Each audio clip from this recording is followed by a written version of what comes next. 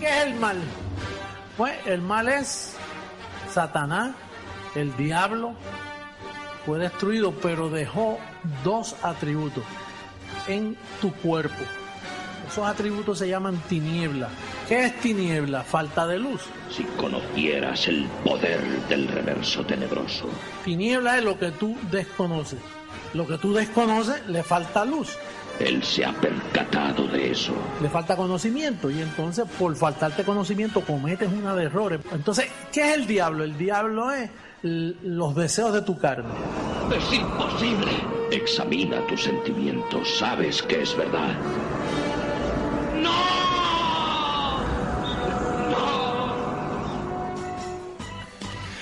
Bueno, perdón, ¿no? Pero lo banco a Darth Vader de acá hasta la China. Pero, digamos, por su historia trágica, ¿no?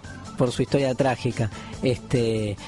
Ayer explotaron las redes sociales con la noticia de Demi Moore, que se puso de novia con el ex novio de su hija. Ahí tienen una excelente definición de lo que para algunos es el mal, ¿no? Le empezaron a pegar a la pobre Demi Moore por todos lados, olvidándose que para muchos de nosotros es nuestra novia eterna, ¿sí? Vamos a perdonarla, ¿no? ¿Se puede perdonar el mal? Gran tema, gran tema. Depende del grado, ¿no? Todo depende del grado y depende de cómo lo definamos. Un poco está apareciendo en Twitter, ¿no? Ricardo López, ¿cómo andás, Ricardo? Nos consulta, ¿existe un mal con minúscula y un mal con mayúscula? ¿O es solo uno que no depende de la importancia de sus resultados? Tremendo, ¿no? Y quiero combinarlo con un tuit de Chonito, que bueno, los nombres de Twitter son impresentables, ¿no? Pero los decimos como aparecen, que dice lo siguiente: el mal es, a mi ver, todo aquello que está por fuera de nuestra ética. Si lo incorporamos a esta, deja de ser mal. Lo ligo con la pregunta de Ricardo López, porque lo que aparece acá es la idea de que el mal radical, o sea, si hiciésemos una escala de males posibles, el mal radical sería el peor de todos los males. Imagínense por un momento y salgamos de la abstracción filosófica, ¿cuál sería el peor de todos los males? ¿Qué es lo peor que yo pienso que un ser humano podría hacer como para ser caracterizado como el mal radical? Algunos hablan de los exterminios de seres humanos, otros hablan de violaciones, o sea, podríamos ir por distintos caminos. Pero ese mal radical, un poco aparece acá en la pregunta, en las preguntas, parecería no poder ser explicable, porque en la medida en que lo explico, deja de ser el mal radical. Es tan imposible de comprender semejante barbarie, lo pongo entre comillas la palabra barbarie, que se comete, lo pongo entre comillas porque saben que las peores barbaries de la historia las cometieron seres bien racionales y desde planificaciones muy racionales. Pero esas barbaries, entre comillas, incomprensibles, en la medida en que les puedo dar un sentido, entonces ya no son el mal radical. Siempre va a poder haber un mal peor. Esta es una paradoja interesante para la ética. La ética es la disciplina que intenta explicar lo que es el mal, pero si lo explica, deja de ser el peor de los males.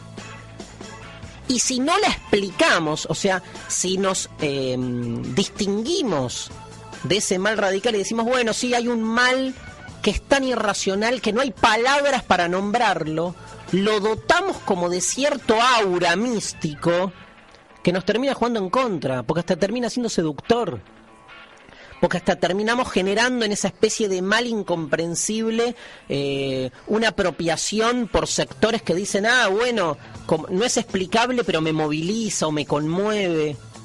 Es una paradoja clave de la ética. Una paradoja que para mí, siguiendo a una autora como Hannah Arendt, que es la que entiendo yo en el siglo XX mejor explicó la cuestión del mal, nos deja, entre otras cosas, una evidencia. Las categorías del bien y del mal, tradicionales en nuestra cultura, ya no nos son útiles para explicar las grandes atrocidades de estos últimos tiempos. ya no alcanzan las ideas del bien y del mal que se manejaron históricamente para poder explicar la hambruna de nuestro tiempo, la miseria social de nuestro tiempo, la explotación, los exterminios, los genocidios. Es tal el desastre de lo humano contra lo humano que esas palabritas, bueno, malo, casi infantiles o ingenuas, nos suenan totalmente desubicadas para explicar lo que hoy sucede. Pero yo voy por más. Yo creo que no solo ya no son útiles, sino que hay algo peor. Son cómplices de muchas de estas atrocidades. Porque no nos olvidemos de una paradoja fundamental. Hay mal porque hay bien. O dicho al revés, ¿qué es el bien sino lo que está permanentemente combatiendo el mal? Y si el bien está permanentemente combatiendo el mal, ¿puede ganar? Porque la misión del bien es ganar. El bien siempre tiene que ganarle al mal. Pero si el bien triunfa definitivamente contra el mal, ¿a qué se dedica después el bien? Entonces, paradójicamente nos planteamos, ¿no necesita el bien siempre que haya un mal? ¿No necesitan los buenos de la historia construir permanentemente sus propios enemigos? Vamos a los llamados. Habla Norma del Palomar. Quiero felicitar por el programa y les digo que para mí el mal es todo aquello que daña al ser humano y a la creación, venga de donde venga. Gracias. ¿Qué tal, amigos míos? Rosa Candela. Para mí el mal es que una persona se crea ser el poder absoluto en vez de representar el poder. Eso es el mal, creérsela. Adiós. Excelente, los dos primeros llamados, gracias chicas por llamar. En ambos llamados hay una misma lógica. El mal tiene que ver con el daño de un otro. O sea, en los dos llamados aparece el mismo concepto. Se está dañando a un otro y en general ese otro se supone que es más débil. Porque el problema del mal está muy arraigado en el sometimiento de un otro más necesitado. O sea, también hay mal en dañar al no débil, pero digo, en principio, en el acto de sojuzgamiento del débil, hay un mal que se presenta como con mayor volumen. Y en ambos casos no es casual que se ponga el acento tanto en el daño como en una especie de expansión del yo que se apropia o arrebata el derecho del otro. El mal es una relación con el otro. El mal es una relación con el otro. Lo repito y es fundamental. Más llamados. Es un sentimiento interior contra el que algunos luchamos. Alicia Martino. Hola, profesor Darío, nuestro filósofo de los días martes. Atentos a tu clase, de 1 hora, que es poco, Sentados, tomando mate cocido y chipá, escuchando y me encantó, Mar. Estamos atentos. José Luis y Cristina desde Villa Porredón. El mal para mí es dañar, por ejemplo, sinónimo de daño, dañar. Chao. Bien, seguimos con el daño y Cristina de Villa Porredón. Cuarto llamado consecutivo. Ahora me llamó con su marido tomando mate cocido. Les mando un fuerte abrazo. Villa Porredón es la tierra del bien. Así que un abrazo a todos los vecinos. Es muy interesante, Bueno, y el primero, que es una especie de Darth Vader, ¿no? Que habló por una máquina y que habla de un sentimiento, ¿no? Es interesante colocar el mal en el plano del sentimiento. Yo creo que no hace bien, aunque suene redundante, pero como que no ayuda a comprender el fenómeno, colocar la cuestión del bien y del mal en el plano de lo sentimental, sino que está bueno pensarlo más desde la ética. No es que la ética sea puramente racional, pero nos permite, en todo caso, pensar normativamente, pensar mejor, digamos, los fundamentos de por qué se produce esta situación que parece atentar contra lo humano. Hannah Arendt decía que entender el mal es entender básicamente la deshumanización de lo humano. O sea, cuanto más nos acercamos al mal, menos nos acercamos a la posibilidad que tiene el hombre de realizarse y de realizarse como especie. Hay una especie como de suicidio ontológico, ¿no? Lo humano deshumanizándose a sí mismo. Y ahí está, me parece, la clave para entender el mal radical. No se olviden que Platón, en la antigüedad, definía al mal como ignorancia. O sea, para Platón el mal no existía, sino que el mal era básicamente un problema de conocimiento, como quien dijera hoy de manera, digamos, rimbombante, que si todo el mundo fuese educado, o sea, que si nos formáramos en el conocimiento, el mal desaparecería. Y no es tan simple.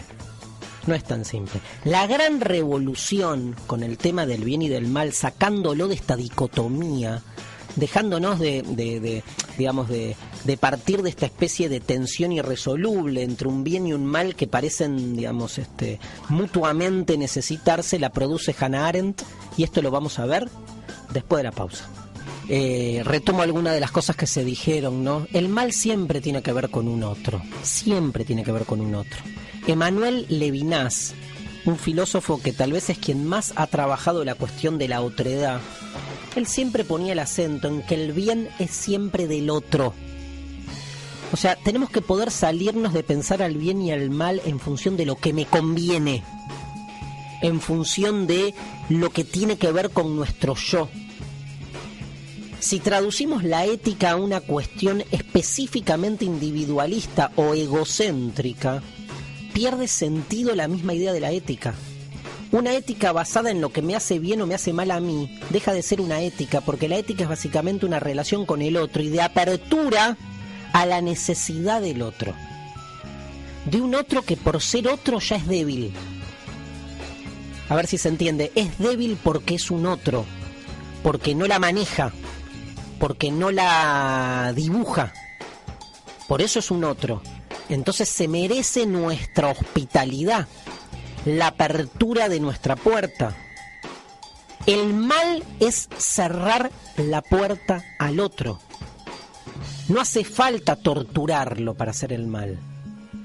Basta con edificar nuestra sociedad alrededor de alambradas, de muros, de invisibilizaciones que niegan sistemáticamente la necesidad del que sufre. El mal es cerrarle la puerta al indigente, y hay indigencias de todo tipo. La económica es la número uno, pero hay todo tipo de falencias que los que manejan el poder institucional de turno en la disciplina que sea, no hacen otra cosa que cerrarle la puerta y estigmatizarlo en esa carencia como algo merecido. No hay peor mal que la meritocracia, que es esa escala que pone en el poder a los que se creen que se lo merecen y entiende que el que queda afuera está afuera también porque se lo merece. Hannah Arendt va a cubrir el juicio a Eichmann,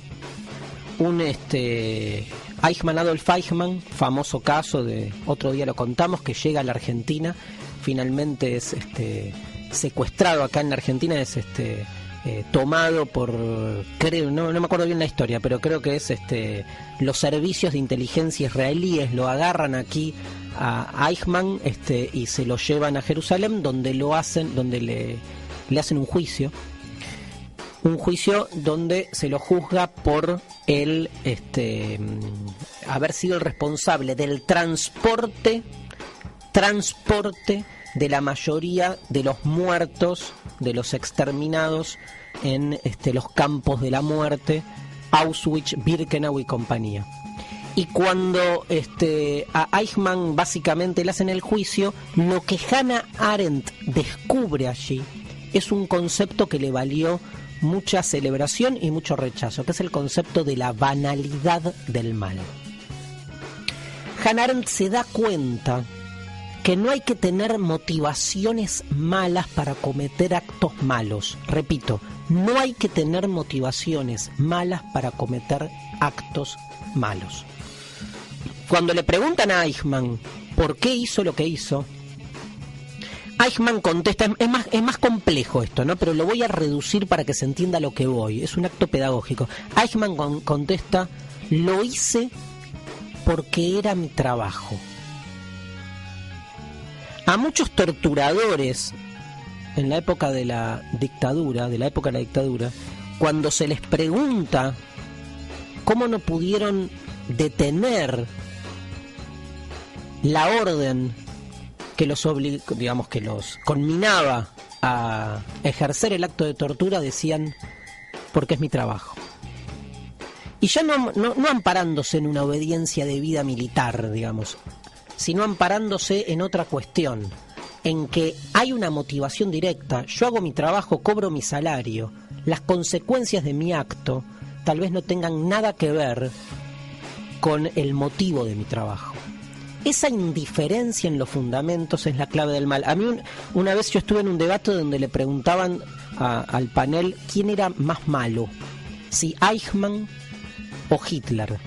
Todo el mundo contestó Hitler, menos mi amigo Pablo Dreisig, gran filósofo, que dijo, no, peor es Eichmann que Hitler. ¿Saben por qué? Porque cualquiera de nosotros potencialmente podríamos ser Eichmann. Hitler no, pero Eichmann, la burocratización al servicio del mal, el hacer el mal simplemente porque es mi trabajo, ese es nuestro principal demonio. Y no está lejos.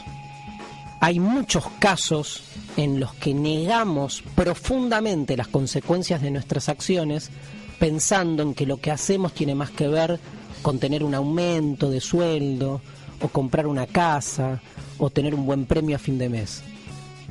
Y nos detenemos a ver en esos actos en qué terminan generando. Interesante el tema del mal. Toca la fibra de nuestros peores monstruos. Y tal vez el peor de los monstruos que tenemos no está afuera, está adentro de cada uno de nosotros.